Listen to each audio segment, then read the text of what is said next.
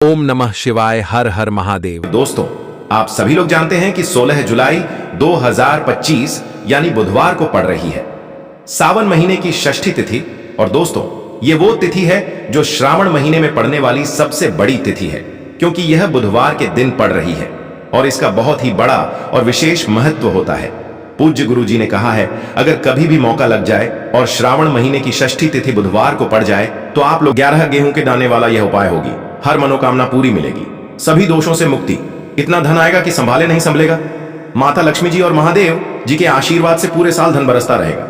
दोस्तों, आपके पास एक आखिरी मौका बचा हुआ है जो कि 16 जुलाई के दिन है, तो इस दिन आप लोगों को इस वाले उपाय को जरूर कर लेना है। भले ही आपने पूरे साल भर इस उपाय को ना किया हो, पर अगर आपने इस श्रावण महीने के बुधवार के दिन अगर इस वाले उपाय को कर लिया तो आपको इस उपाय को करने का वो फल मिलेगा जिसकी आपने कभी कल्पना भी नहीं करी होगी। इसीलिए आप लोग इस वाले उपाय को एक बार जरूर कर लेना, ताकि आप लोगों के हाथ से यह मौका ना जा सके और आपको इस उपाय को करने का फल मिल सके। दोस्तों, यह उपाय पंडित जी ने अपनी अभी की ही शिव महापुराण की कथा में बताया है जी। इस उपाय को आज हम आपको बहुत अच्छे से समझाने वाले हैं। इस वीडियो को देखने के बाद इस उपाय को समझने के लिए आपको कोई और वीडियो को देखने की जरूरत नहीं पड़ेगी। तो चलिए दोस्तों, उपाय को शुरू करते हैं। देखिए, यह इस श्रावण महीने के बुधवार के दिन ये इतना खास होता है, इतना महत्वपूर्ण होता है। देखा गया है कभी कभी बड़े बड़े पूजा पाठ अनुष्ठान से जो मनोकामना पूर्ण नहीं होते, वो इस श्रावण महीने के बुधवार के दिन एक छोटे से उपाय करने से ही आपकी मनोकामना पूर्ण हो जाती है। और बहुत सारे लोगों ने इस उपाय को किया भी है और उनको इस उपाय को करने का फल भी जरूर मिला है। अगर आप लोग भी इस उपाय को बुधवार षष्ठी के दिन करना चाहते हैं तो आप इस उपाय को पहले अच्छे से समझ लेना, सुन लेना, उसके बाद करना। आपको इस उपाय का फल जरूर मिलेगा। और इस उपाय को कर लेने से आपके घर में चाहे किसी भी प्रकार की दुख और समस्या क्यों ना चल रही हो, आपको उसका कारण भी नहीं पता है कि भाई ये समस्या किस कारण से चल रही है। उसका कुछ भी कारण हो सकता है, जैसे पितृदोष हो सकता है या किसी भी तरह का मंगल दोष भी हो सकता है। तो इस दिन आप लोगों को यह वाला उपाय कर लेना है।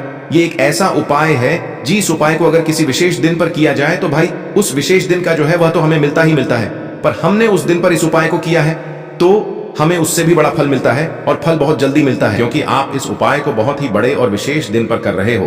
तो चलिए अब उपाय के बारे में बात करते हैं, लेकिन उससे पहले आप लोगों को यह जानना आवश्यक है कि आखिर यह उपाय किस समय करना है, किसको करना है और कैसे करना है। तो चलिए हम आगे आपको वीडियो में एक एक करके बता देते हैं। लेकिन उससे पहले अगर आप लोग हमारे चैनल पर नए हैं तो हमारे चैनल को सब्सक्राइब कर लेना और इस वीडियो को लाइक करके कमेंट बॉक्स में श्री शिवाय नमस्तुभ्यम ओम नमः शिवाय जरूर टाइप कर देना। और अपने फायदे के लिए, गरीबी दूर करने के लिए इस वीडियो को पूरा देख कर जाना, तभी आपको लाभ की प्राप्ति होगी।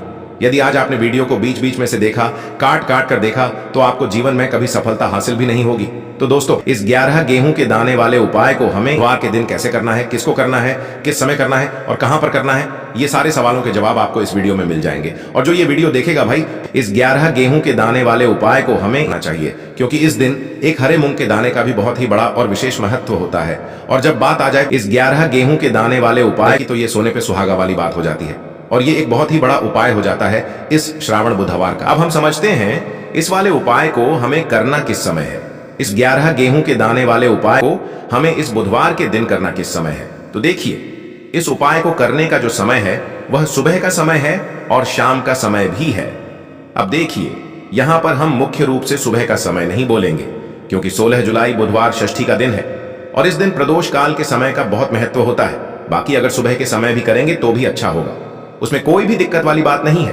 तो चलिए जानते हैं इस विशेष उपाय के बारे में। लेकिन उससे पहले एक प्रार्थना, अगर आप इस चैनल पर नए हैं तो आप इस वीडियो को लाइक करें, चैनल को सब्सक्राइब करें और कमेंट बॉक्स में आप अपनी राशि या अपना नाम जरूर डाल दें, क्योंकि हम राशि से जुड़ा भाग्य भी बताते हैं और भाग्य में चल रही परेशानियों को दूर करने के लिए वह आसान से आसान उपाय भी बताते हैं। तो चलिए अब हम अपने सबसे पहले उपाय की बात कर लेते हैं। तो इस दिन आपको 11 गेहूं के दाने वाला उपाय तो अवश्य ही करना चाहिए। देखो, यह उपाय, यदि आपके जीवन में कर्जा बहुत अधिक है, आपके जीवन में संकट बहुत अधिक रहते हैं, आपके ऊपर बहुत अधिक विपदा आ रही है, बार बार आपको अपने व्यापार में और अपने धन में हानि देखने को मिल रही है, यानी कि आपको प्रत्येक कार्य में हानि हो रही है, तो आपको यह उपाय करना चाहिए। देखिए, इस उपाय के लिए आपको 11 गेहूं के दाने आपको लेने हैं, ठीक है। 11 दाने लेने के बाद में आपको जरूरत होगी चावल के दानों की। 11 चावल के दाने और 11 गेहूं के दाने, और चावल के दाने खंडित नहीं होने चाहिए। अब आप कहोगे भैया गेहूं कहां से लेने हैं? देखो, आपको किसी भी किराना स्टोर पर गेहूं के दाने आपको आसानी से मिल जाएंगे, जाकर ले लेना, ठीक है ना। 11 गेहूं, 11 चावल के दाने लेने हैं। साथ ही साथ आपको एक तांबे का लोटा लेना है और उस तांबे के लोटे में आपको जल भरना है। जल आपका खुद के घर का होना चाहिए, मंदिर का नहीं होगा। अब आप ये सब सामग्री लेकर पहुंच जाओगे महादेव के शिवलिंग के पास में। शाम के टाइम पे प्रदोष काल में देखो, जब आप ये उपाय कर रहे हो तो अपना फेस रखना उत्तर दिशा, नॉर्थ डायरेक्शन की तरफ। अब यहां पर जो मैं आपको क्रम बताने जा रहा हूं ना, उस मेरे क्रम को बहुत ध्यान से सुनिए।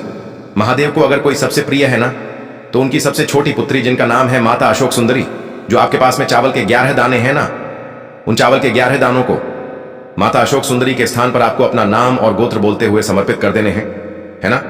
और चावल के दानों को रखने के बाद में जो आपके पास में तांबे का लोटा है ना, उस तांबे के लोटे को कहीं पे भी हम जल नहीं चढ़ाएंगे। सिर्फ और सिर्फ माता पार्वती का जो हस्त कमल आपको दिख रहा है, यहीं पे गोल गोल आपको समर्पित करना है, उसी जल को, और कहीं नहीं। न तो माता अशोक सुंदरी के स्थान पर, न तो शिवलिंग के ऊपर, सिर्फ आपको यहां पे गोल गोल जलाधारी पर आपको उस जल को समर्पित करना है। अब आपके पास में बचे हुए हैं 11 गेहूं के दाने, और बचे हैं उन्हीं 11 गेहूं के दाने को आपको अपनी मनोकामना, अब बहुत अधिक हो रहे हैं, धन की समस्या लगातार जीवन में बनी हुई है, एक एक रुपयों को प्राप्त करने के लिए आपको बहुत अधिक मेहनत कर रहे हैं, तो आज रात्रि में सोने से पहले आपको हो यह एक चमत्कारी दीपक का उपाय अवश्य करना है। या फिर यदि आपका जो व्यापार है, बिजनेस है, दुकान है, वह अच्छे से नहीं चल पा रही है, तो आज रात्रि में इस विशेष दीपक का उपाय आपको अवश्य करना चाहिए।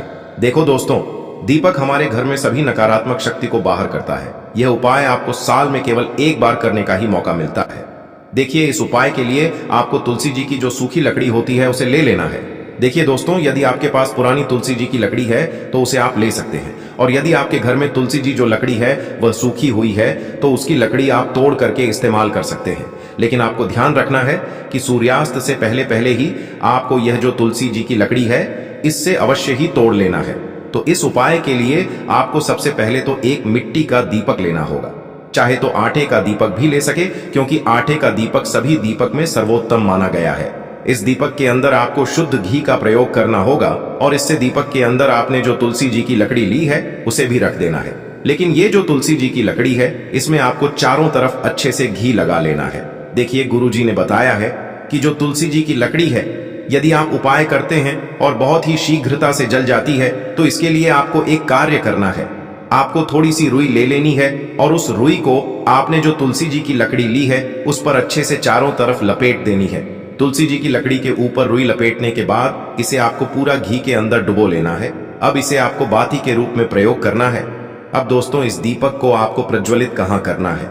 तो इस दीपक को आपको या तो भगवान विष्णु के सामने प्रज्वलित करना होगा, या फिर आपको भगवान श्री राम के सामने प्रज्वलित करना होगा, या फिर भगवान कृष्ण के सामने, यानी कि भगवान विष्णु के जो भी अवतार हैं उनके सामने आप ये दीपक प्रज्वलित कर सकते हैं। या फिर आप इस दीपक को माता तुलसी जी के सामने भी प्रज्वलित कर सकते हैं।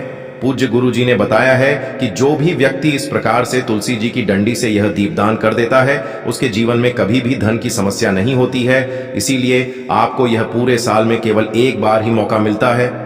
इस उपाय को करके देखना, आपकी सभी इच्छाएं जरूर पूर्ण होंगी। यह जो उपाय है रात्रि में सोने से पहले करना है। यह उपाय आपके लिए सर्वश्रेष्ठ होने वाला है।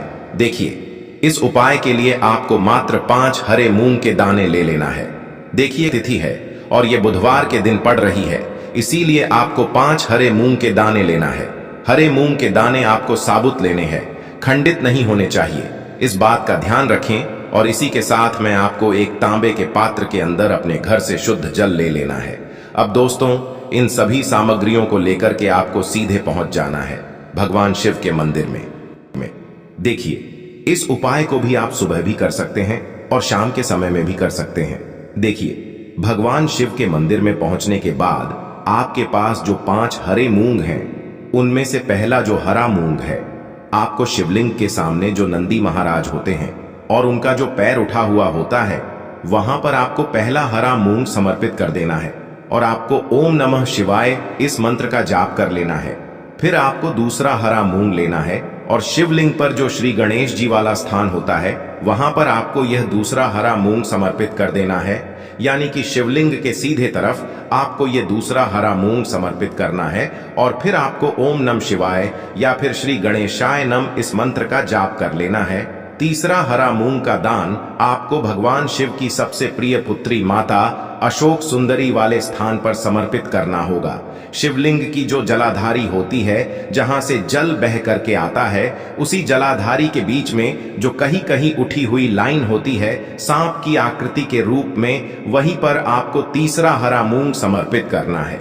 और फिर आपको ओम नमः शिवाय इस मंत्र का जाप कर लेना है।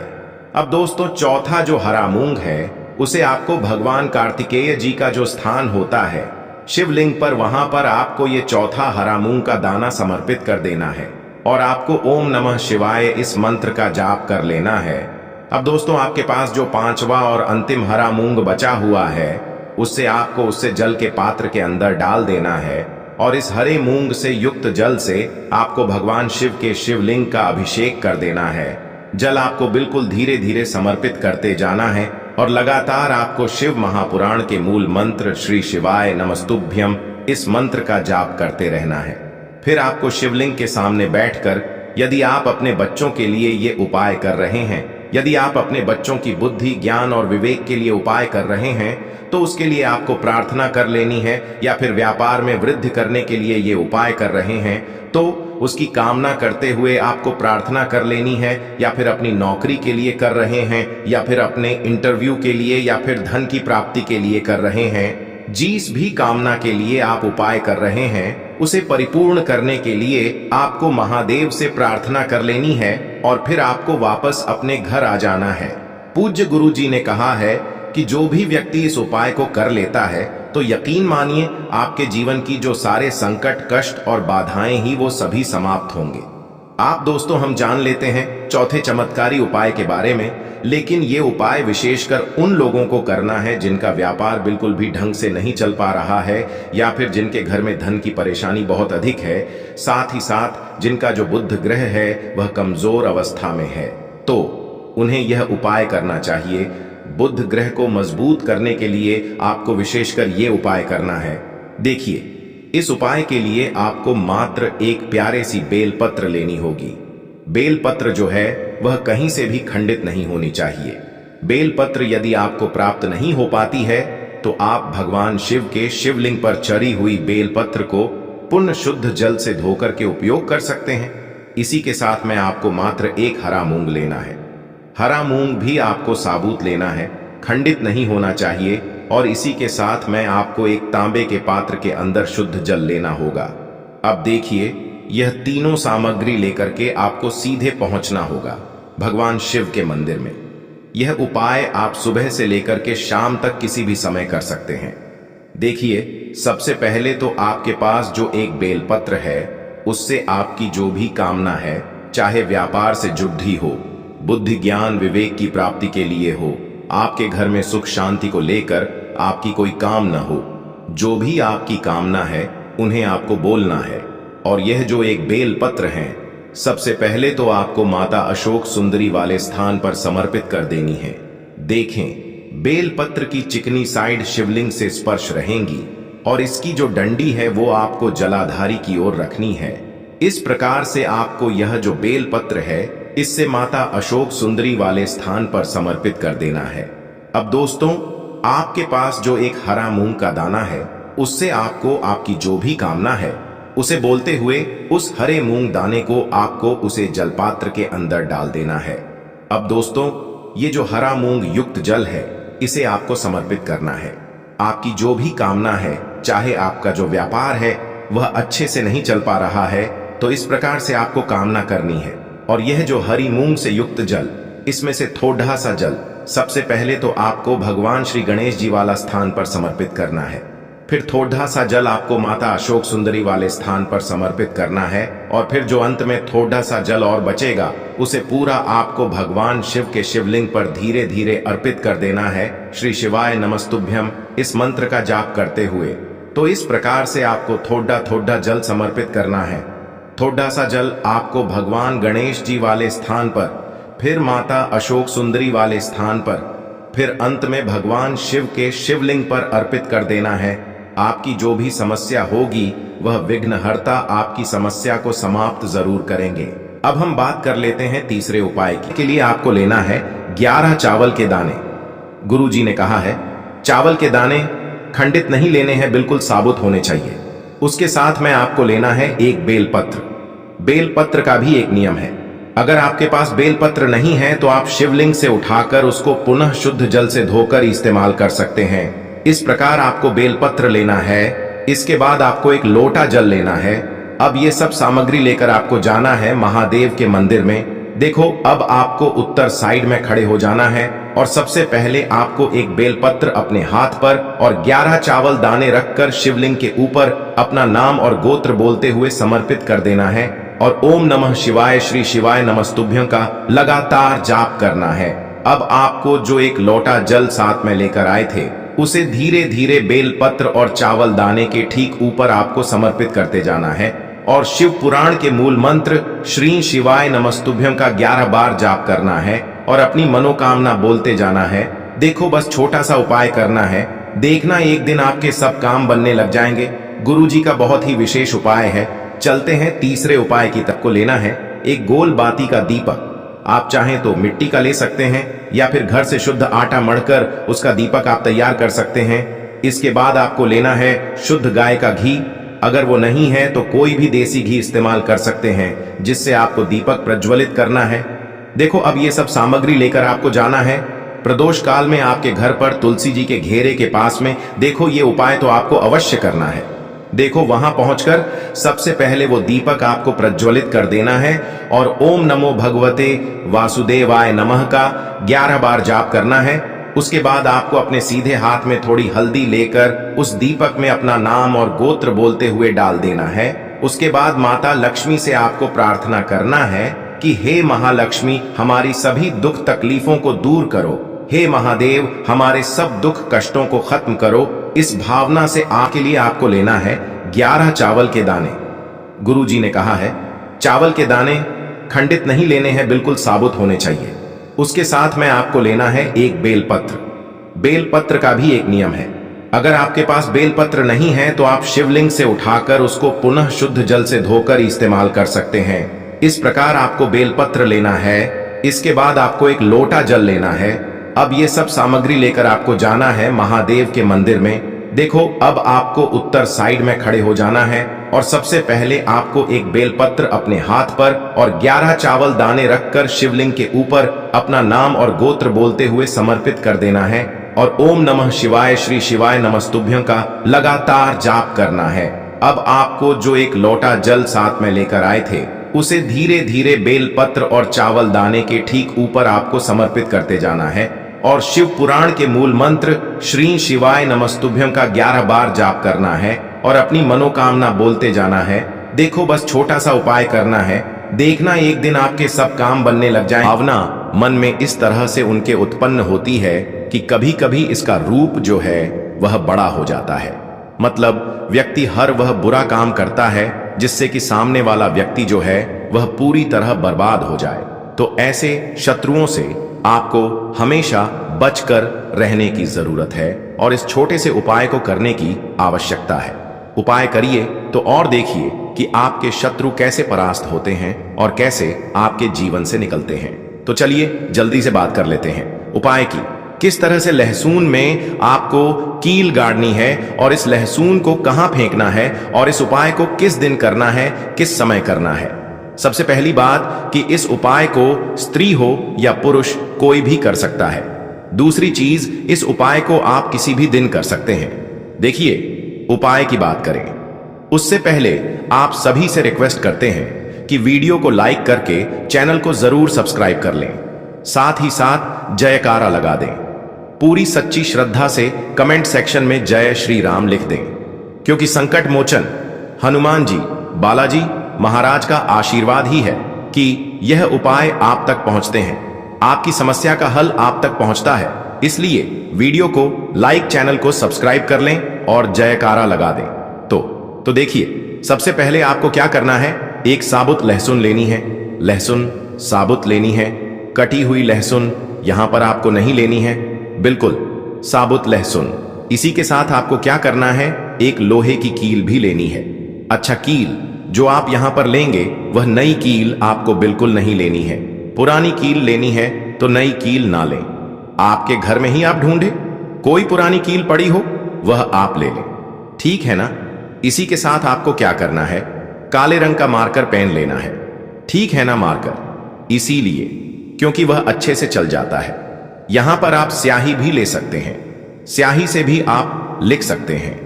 अब देखिए आपको करना क्या है, इन तीनों चीजों को लेकर आपको दक्षिण दिशा में फेस करके बैठ जाना है, अपने घर की दक्षिण दिशा में। तो देखिए जमीन पर बैठकर आपको इस उपाय को करना है। सबसे पहले लहसुन आपने ले ली, अब आपको वह लहसुन उठानी है और जो काले रंग का पेन या मार्कर आपने लिया है उस लहसुन के ऊपर आपको उस पेन से, उस कलम से शत्रु लिखना है। शत्रु क्यों लिखना है, क्योंकि देखिए शत्रु एक भी हो सकता है, दो भी हो सकते हैं, तीन भी हो सकते हैं और ज्यादा भी हो सकते हैं, या गुप्त शत्रु भी हो सकते हैं जिनके बारे में आपको पता ही नहीं है। अब आप मान लीजिए नाम अगर उस परे लिखते हैं, इससे आपका एक ही शत्रु दूर होगा, एक ही शत्रु परास्त होगा। लेकिन अगर आप लहसुन के ऊपर शत्रु लिख देंगे ना, तो आपके जितने भी शत्रु हैं सभी परास्त हो जाएंगे और जीवन से वह शत्रु भी दूर हो जाएंगे जो गुप्त तरीके से आपसे शत्रुता निभा रहे हैं या आपकी पीठ पीछे बहुत कुछ बुरा कर रहे हैं या करवा रहे हैं। कुछ है ना, बहुत सारी क्रियाएं करवा देते हैं। तो इसीलिए लहसुन के ऊपर आपको क्या लिखना है, केवल शत्रु लिखना है। किससे लिखना है, जो काले रंग का पेन या मार्कर आपने लिया, जहां जहां आपने शत्रु लिखा है बिल्कुल उसके नीचे आपको लहसुन पर जहां आपने नाम लिखा है बिल्कुल उसके नीचे आपको एक क्रॉस का, कट्टस का निशान लगाना है, ठीक है ना। क्रॉस का, कट्टस का। तो देखिए सबसे पहले आपने लहसुन पर नाम लिख लिया, उसके बाद आपने क्रॉस का निशान लगा दिया। जैसे कि हम एक्स बनाते हैं, है ना, ABCD में जो एक्स बनाते हैं उस तरह से आपको एक्स का निशान लगा देना है। अब उस एक्स के नीचे भी आपको एक शब्द लिखना है। क्या लिखना है, त्रिम, ठीक है ना। क्या लिखना है, त्रिम। देखिए ये जो त्रिम आपने लिखना है ये सिर्फ एक बार लिखना है, एक्स के नीचे सिर्फ एक बार। इतना करने के बाद आपको एक मंत्र बोलना है। तो मंत्र आप ध्यान से सुन लें, ठीक है ना।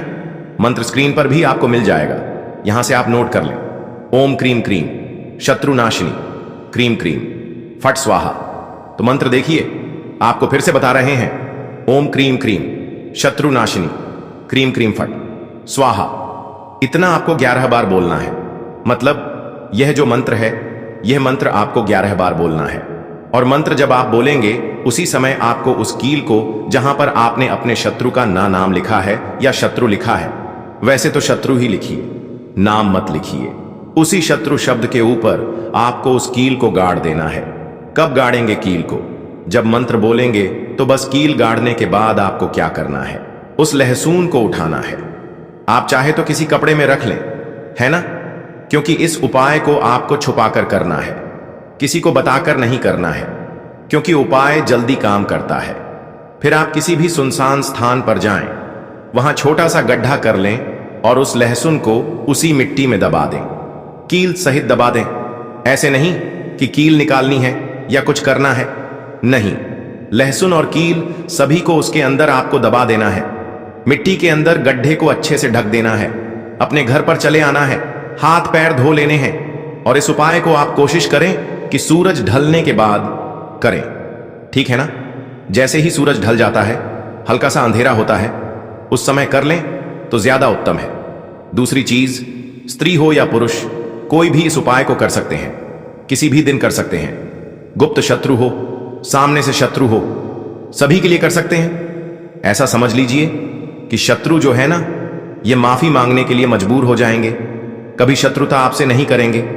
इतना चूक उपाय है तो बहुत अच्छे से उपाय आपको बताने का प्रयास किया है। उपाय थोड़ा कठिन है, अगर कुछ ऐसा जो आपको नहीं समझ आया हो, कुछ पूछना हो तो कमेंट सेक्शन में आप पूछ सकते हैं। तो चलिए बात कर लेते हैं अब अपने ऐसे उपाय की जो आपकी मनोकामना को भी पूरा करेगा और आपके घर में हमेशा सफलता, धन की वृद्धि, सुख समृद्धि बढ़ती चली जाएगी। अब देखिए, पीपल का जो पेड़ होता है इसमें मां लक्ष्मी और श्री हरि विष्णु का वास होता है। तो आपको क्या करना है, पूर्णिमा की शाम में यानी सूर्य अस्त हो जाता है, उस समय एक दीपक घी का श्री हरि विष्णु और मां लक्ष्मी के नाम का जरूर लगा कर आना है। कभी आपके घर में निर्धनता नहीं छाएगी, धन से जुड़ी समस्याएं नहीं आएंगी, क्योंकि स्वयं मां लक्ष्मी आकर ऐसे घर में वास करती हैं जो पीपल के पेड़ का पूजन कर लेते हैं। विशेषकर चैत्र पूर्णिमा व्रत के दिन एक दीपक पीपल के पेड़ में जाकर लगा देते हैं। अब जिन लोगों के घर के आसपास पीपल का पेड़ नहीं है वह क्या करेंगे? तो देखिए, आप अपने घर के ईशान कोण में घी का दीपक जरूर लगाएं, क्योंकि यह वह दिशा है जहां मां लक्ष्मी का वास होता है, कुबेर भगवान का वास होता है, श्री गणेश का वास होता है। तो चलिए अब बात कर लेते हैं अब अपने तीसरे बहुत ही छोटे से उपाय की, जिस उपाय को करने से कभी आपके घर में बुरी शक्तियां, नेगेटिव एनर्जी, नजर दोष कभी प्रवेश नहीं करती हैं। तो करना क्या है आपको इस दिन सबसे पहले तो अपने घर में 1 या 2 कपूर जलाकर पूरे घर में इसका धुआं दिखाना है, और मुख्य द्वार पर यानी आपका जो लकड़ी का दरवाजा है, बाहर की तरफ आपको 2 दीपक जरूर से लगाने हैं। देसी घी के मां लक्ष्मी और श्री हरि विष्णु के लिए बहुत ही छोटा सा उपाय है, लेकिन बहुत लाभकारी है। तो इस उपाय को करिए, आपको लाभ होगा, और जितनी भी समस्याएं, दुख, कष्ट आपके जीवन में हैं, बहुत जल्दी आपके जीवन से दूर हो जाएंगे। अगर यह उपाय आप सही तरीके से कर लेते हैं, पूर्ण सच्ची श्रद्धा के साथ, पूर्ण निष्ठा के साथ कर लेते हैं, श्री हरि विष्णु और मां लक्ष्मी पर विश्वास करके कर लेते हैं। कोई भी उपाय जब आप करें तो हमेशा यह सोचकर करें कि मेरा यह उपाय जरूर सफल होगा और मुझे भगवान की कृपा जरूर मिलेगी। आप देखेंगे कि इस तरह से जब आप उपाय करेंगे, आपको उसका फल जरूर मिलेगा, आपका उपाय जरूर सफल होगा और जीवन में आप हमेशा आगे बढ़ेंगे।